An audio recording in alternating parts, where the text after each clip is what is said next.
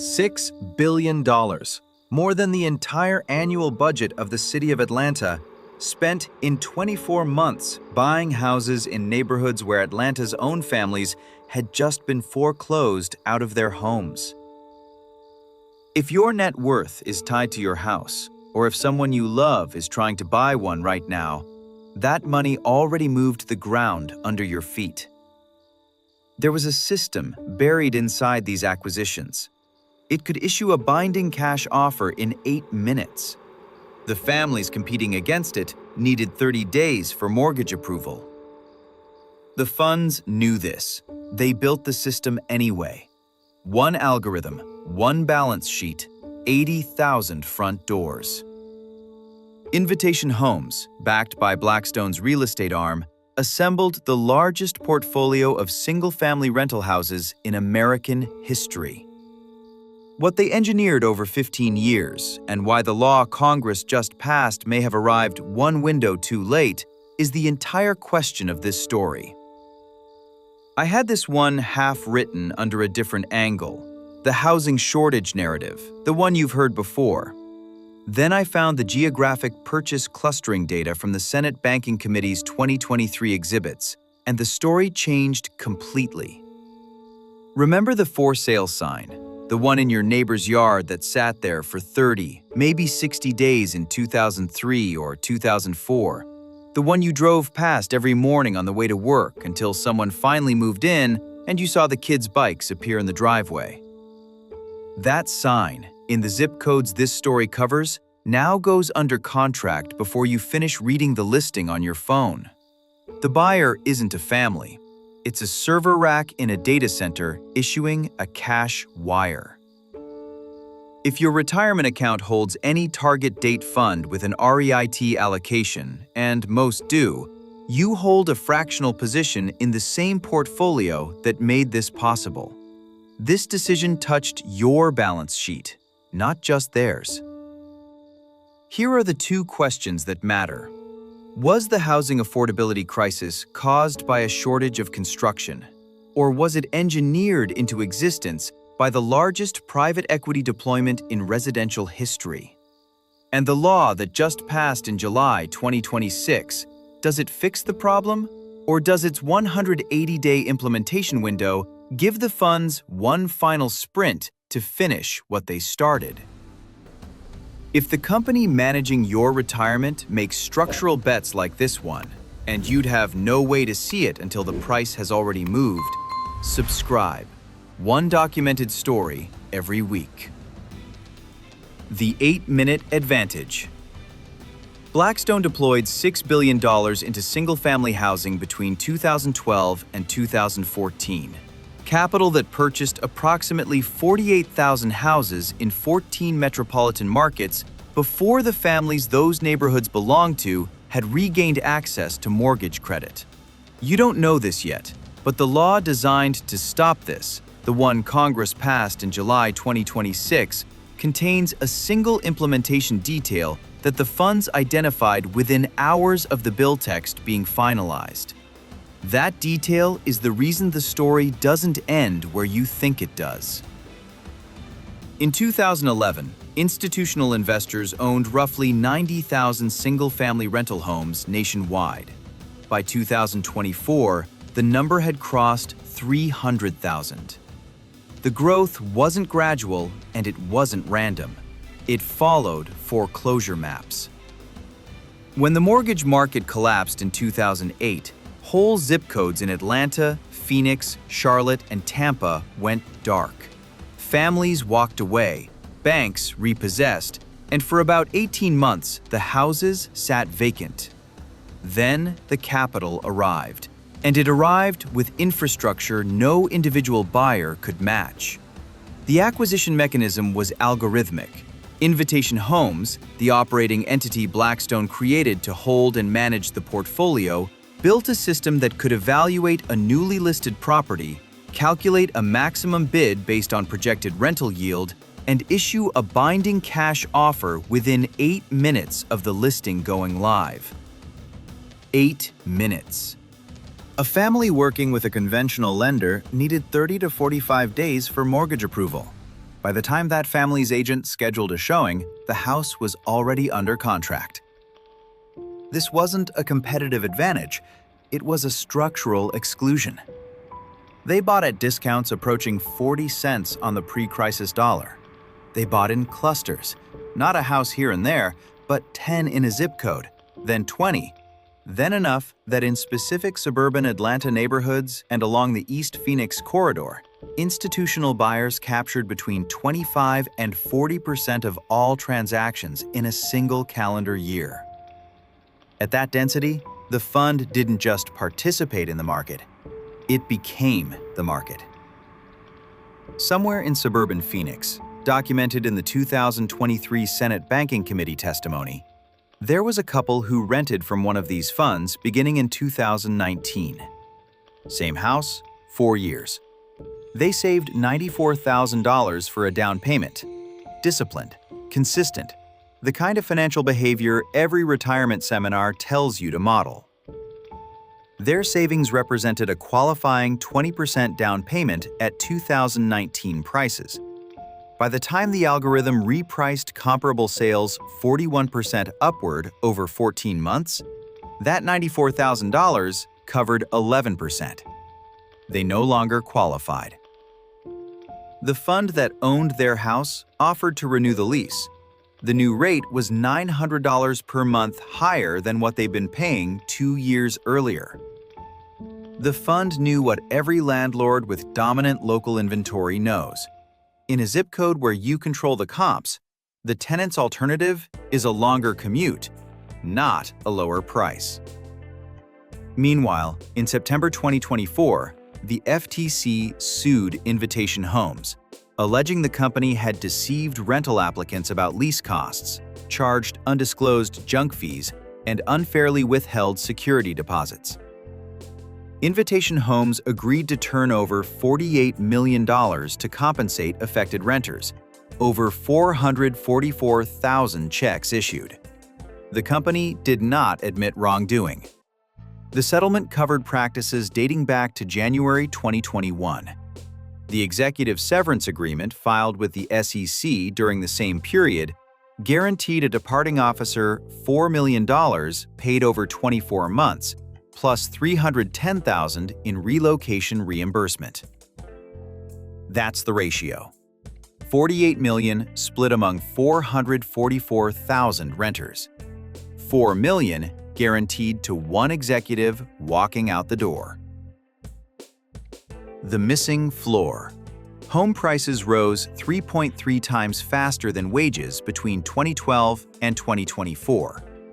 The explanation you've heard is supply. Not enough houses built. The record shows something different. In the 14 metropolitan areas where institutional buying was heaviest, housing starts were not below the national average. Construction happened, permits were issued, homes were completed. But a measurable share of those completed units were purchased before reaching the open market, absorbed into rental portfolios, and priced at rates that reflected institutional yield targets, not what a first-time buyer with a 30-year fixed mortgage and a $63,000 household income could service. The family trying to buy a median home in Charlotte in 2024 needed household income of roughly $110,000 to qualify at prevailing rates. Charlotte's actual median household income? $63,000. That $47,000 gap didn't emerge from a shortage of lumber. It emerged from 15 years of price discovery happening between institutional balance sheets rather than between families.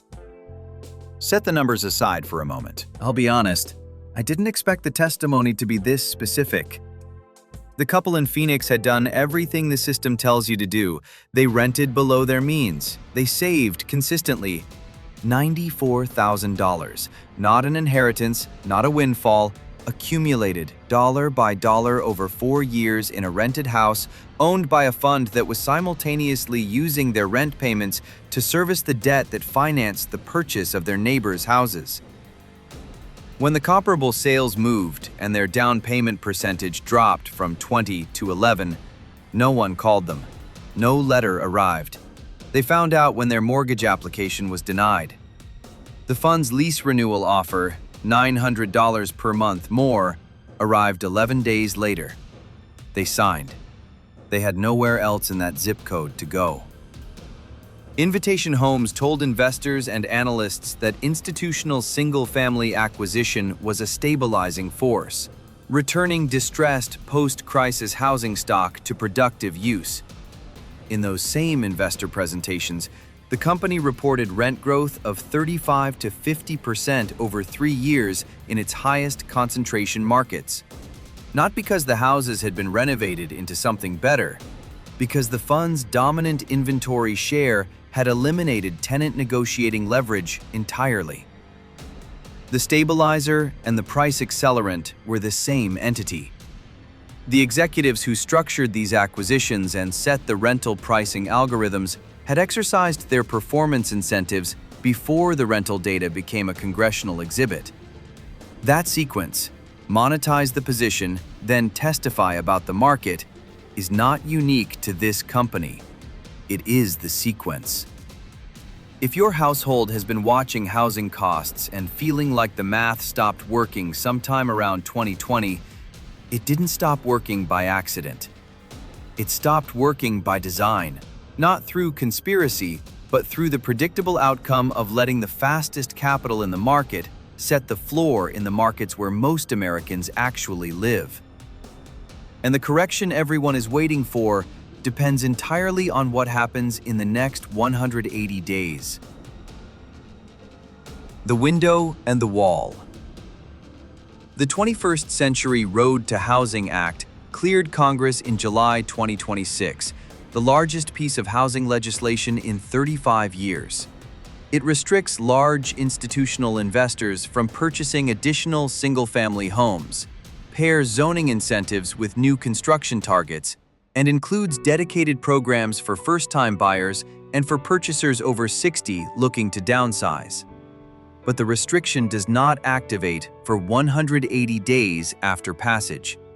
And that window is the entire story now. This is not a new story.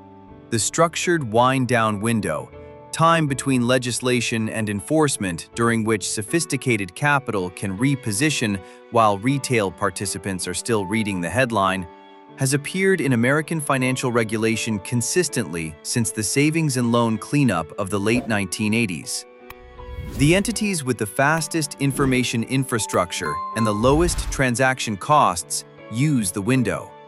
Everyone else waits for the market to reflect the new rules and wonders why the prices didn't move the way the legislation promised.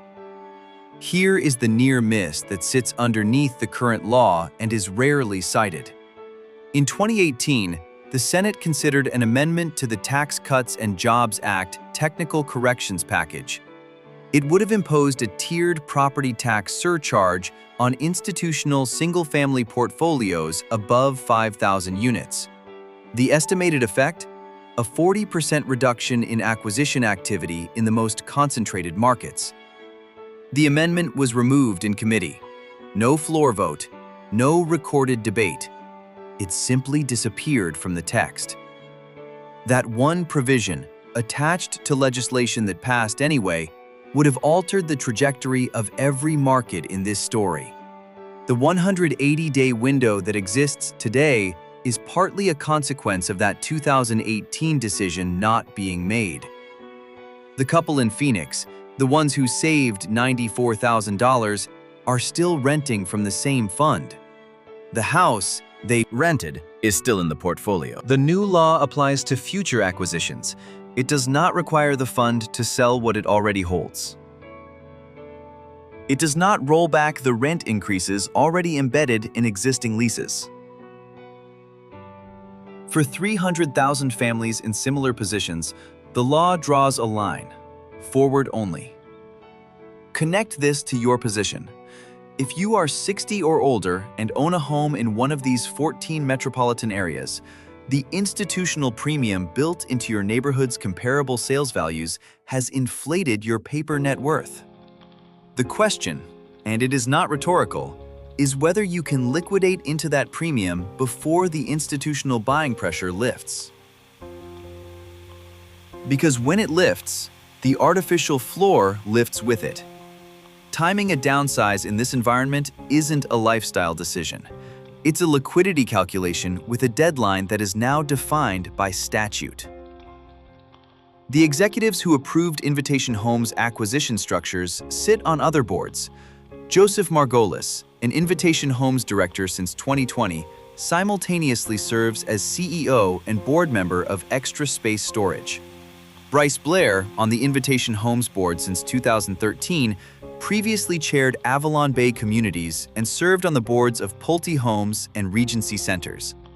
Dallas Tanner, Invitation Homes CEO, sits on the board of Roots Management, a manufactured housing platform operating 40,000 homes across 22 states.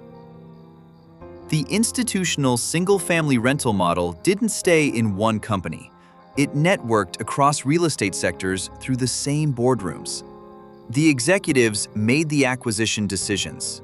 The families in Phoenix and Atlanta and Charlotte lived with the rental consequences. The law addressed the future. Nobody addressed the gap.